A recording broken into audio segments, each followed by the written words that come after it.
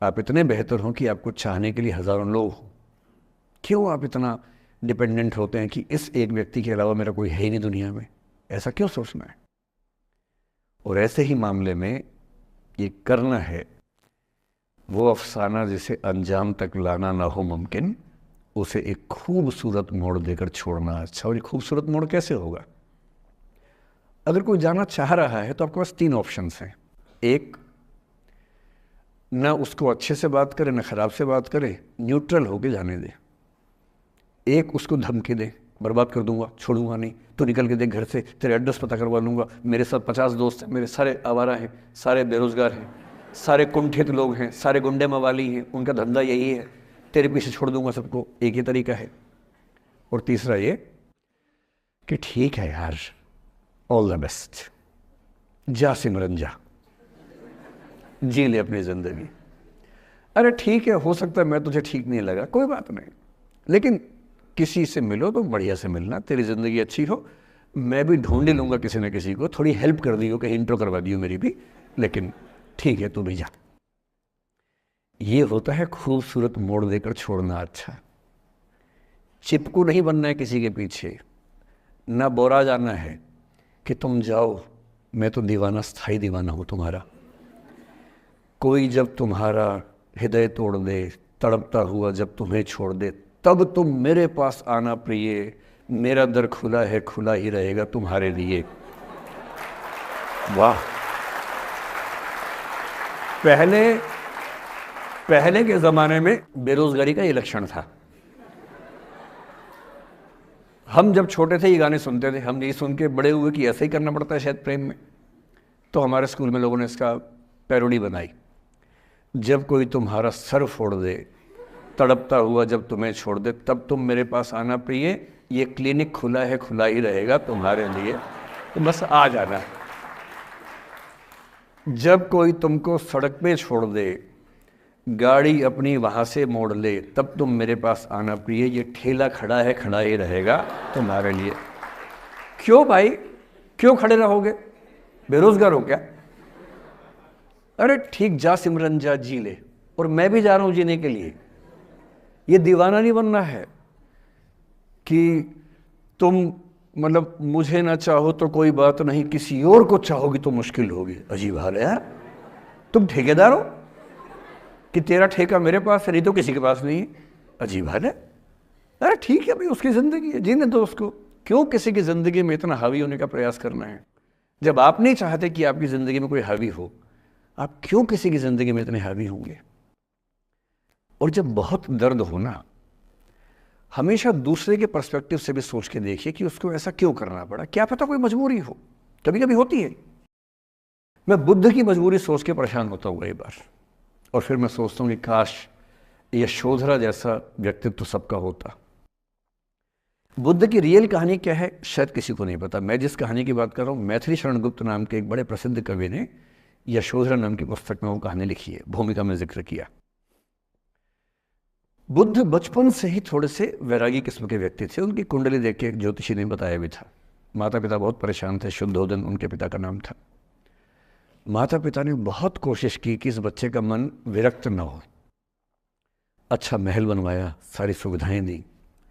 जैसे ही बुद्ध थोड़े से किशोरावस्था में आए, उस समय की दुनिया की सबसे खूबसूरत महिला से, लड़की से, यशोधरा से उसकी शादी करवा दी।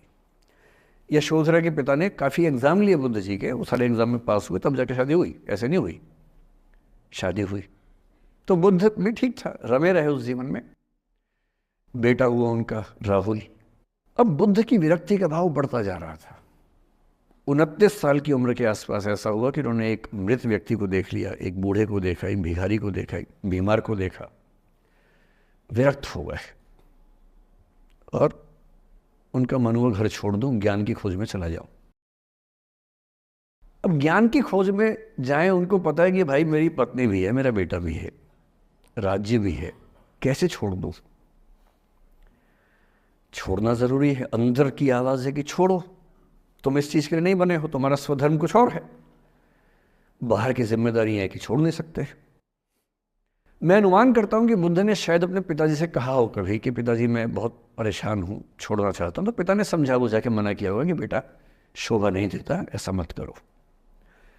हो सकता है पत्नी से भी बात की हो, पत्नी ने भी कहा हो कि ये क्या बात हुई, हम सबका जीवन तुम पे टिका है, बच्चा अभी बिस्तर से भी नहीं उतरा है, अभी तो चलना भी नहीं शुरू किया है, तुम ऐसी बात कर रहे हो। इसका जिक्र नहीं मिलता इतिहास में कि ये बात हुई कि नहीं हुई।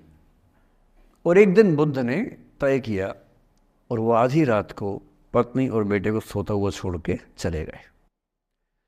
इसको बौद्ध परंपरा में महाभिनिष्क्रमण कहते हैं, बुद्ध का अपने घर से निकल जाना।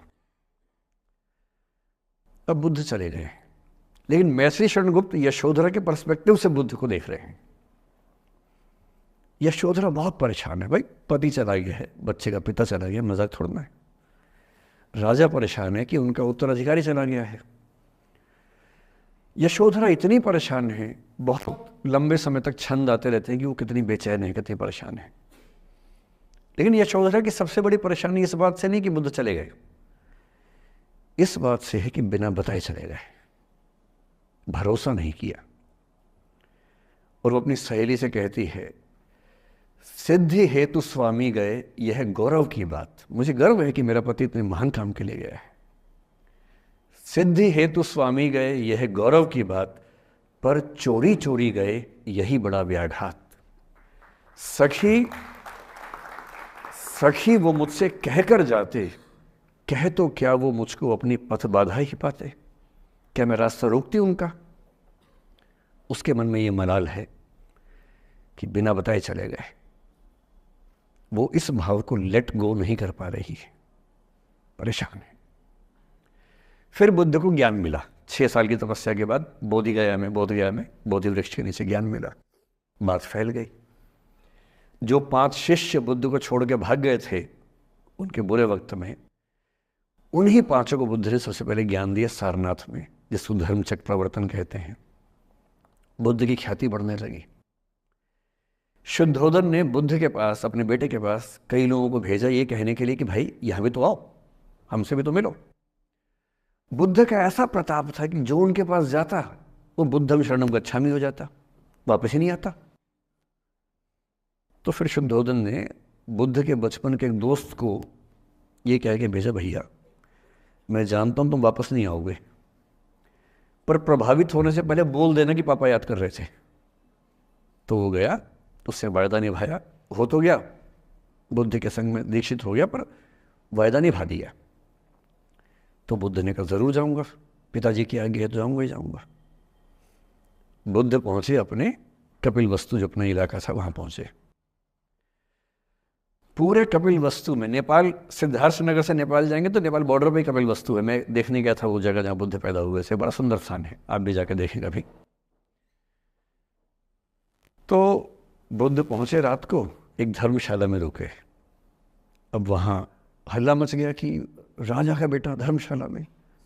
बुद्ध ने कहा भाई मैं देखो राजा का बेटा बन के नहीं आया हूं, मैं बुद्ध बन के आया हूं। सुबह उठ के भिक्षा मांगने लग गए उस इलाके में, अपने ही पिता के राज्य में। पिता ने सिर पीट लिया कि भाई क्या कर रहे हैं।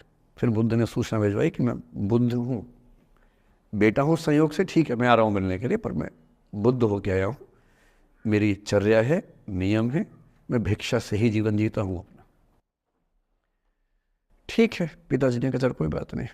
फिर बुद्ध गए पिता से मिलने, पिता से मिले, सबसे मिले, भरी सभा में। लेकिन यशोधरा नहीं आई मिलने के लिए, लेट गो नहीं कर पा रहे थे। उसके मन में दर्द था, छुप के क्यों गया, बता के जाता।